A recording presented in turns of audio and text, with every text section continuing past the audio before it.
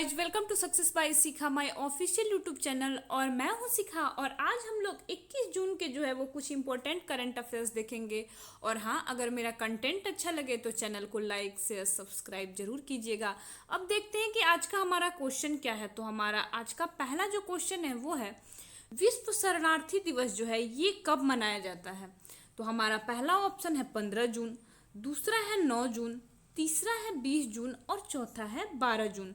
तो हमारा सही आंसर होगा कि विश्व शरणार्थी दिवस जो है ये 20 जून को मनाया जाता है। और ये क्यों मनाया जाता है, तो ये दुनिया भर में जितने भी शरणार्थी हैं उनके महान उनको उनको उनको साहस दिलाने के लिए और उनका आदर सम्मान करने के लिए ये दिवस मनाया जाता है। और ये पहली बार कब मनाया गया, तो ये पहली बार जो है ये दिवस 2001 में ये पहली बार मनाया गया था।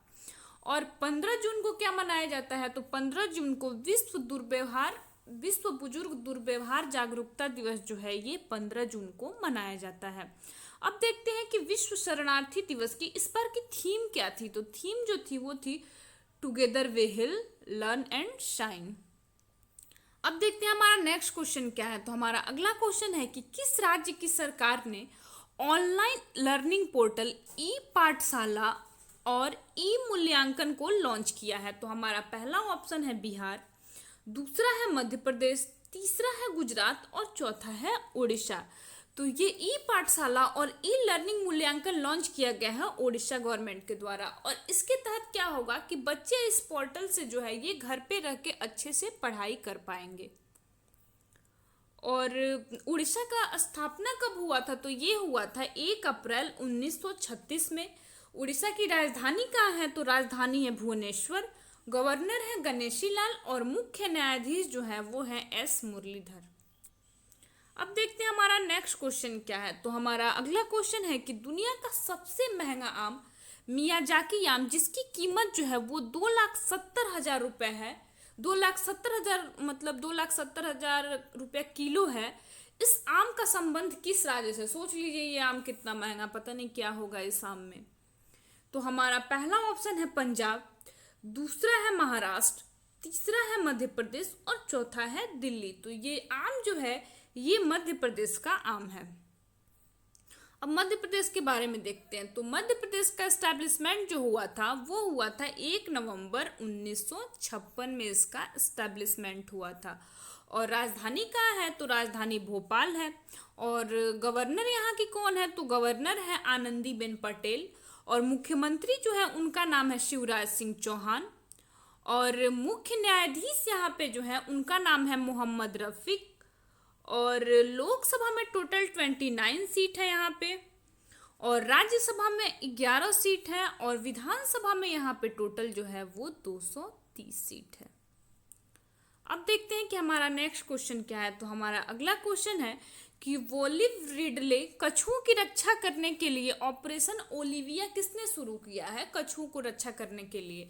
तो हमारा पहला ऑप्शन है भारतीय नौसेना, दूसरा है भारतीय वायुसेना, तीसरा है भारतीय थल सेना और चौथा है भारतीय तटरक्षक बल। तो कछुओं की सेवा के लिए ऑपरेशन ओलिविया जो है ये भारतीय तटरक्षक बल के द्वारा शुरू किया गया है, इंडियन कोस्ट गार्ड के द्वारा। और इसका एस्टैब्लिशमेंट कब हुआ था इंडियन कोस्ट गार्ड का, तो ये हुआ था 18 अगस्त 1978 में जो है इसका एस्टैब्लिशमेंट हुआ था। इसका हेडक्वार्टर कहाँ है, तो हेडक्वार्टर है इसका दिल्ली में। और अध्यक्ष इसके कौन है, तो अध्यक्ष का नाम है कृष्ण स्वामी नटराजन।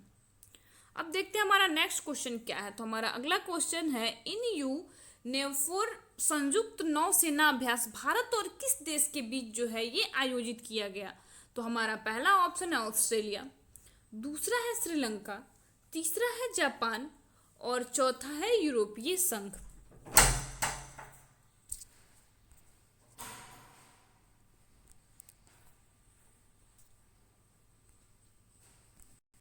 तो ये नौसेना अभ्यास जो है ये भारत और यूरोपीय संघ के बीच जो है ये आयोजित किया जा रहा है। अब देखते हैं कि और किस किस देश के साथ भारत का कौन कौन सा एक्सरसाइज होता है। तो सूर्य किरण जो है ये भारत और नेपाल के साथ होता है। वज्र प्रहार किसके साथ होता है, तो वज्र प्रहार जो है ये भारत और अमेरिका के साथ होता है। अब देखते हैं कि हमारा नेक्स्ट क्वेश्चन क्या है। तो हमारा अगला क्वेश्चन है कि ईरान के नए राष्ट्रपति कौन नियुक्त किए गए हैं? तो हमारा पहला जो ऑप्शन है वो है इब्राहिम रईसी, दूसरा है स्कॉट मॉरिसन, तीसरा है बोरिस जॉनसन और चौथा है इनमें से कोई नहीं। तो ईरान के नए राष्ट्रपति जो बने हैं उनका नाम है इब्राहिम रईसी।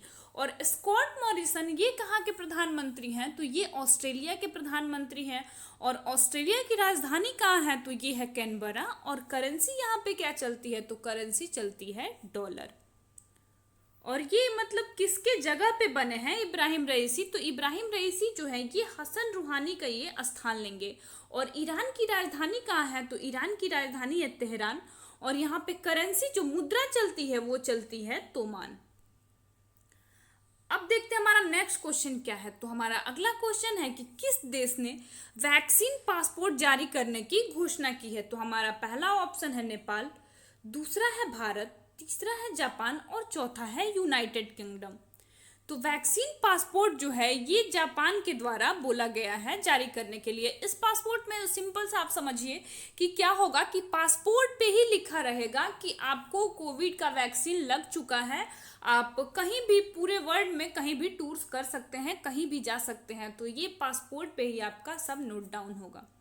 और जापान की अगर बोलें तो जापान की जो स्पेस एजेंसी है उसका नाम है JAXA।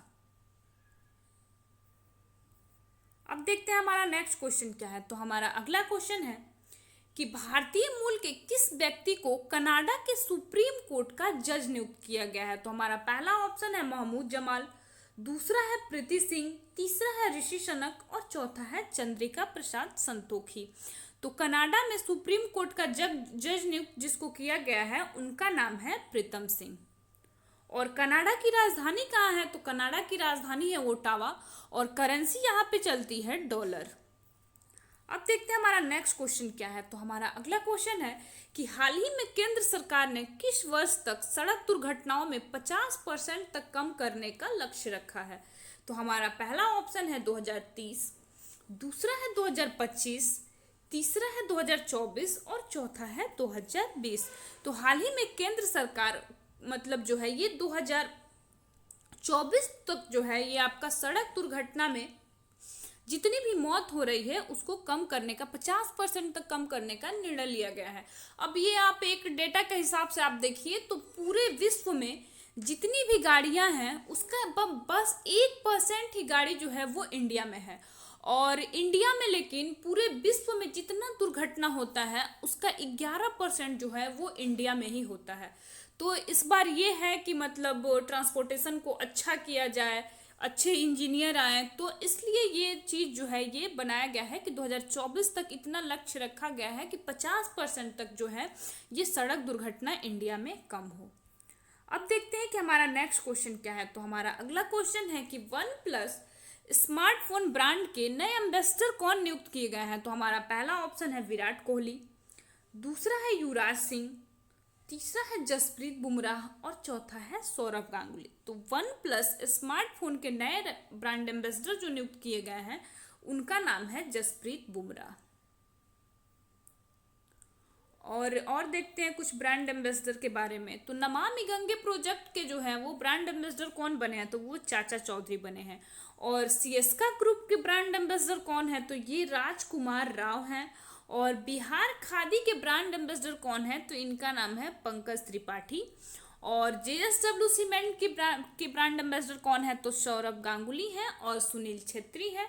और रेड चिप के ब्रांड एम्बेसडर कौन है? तो ये हैं विक्की कौशल। आज के लिए इतना ही, मिलते हैं फिर नेक्स्ट क्लास में।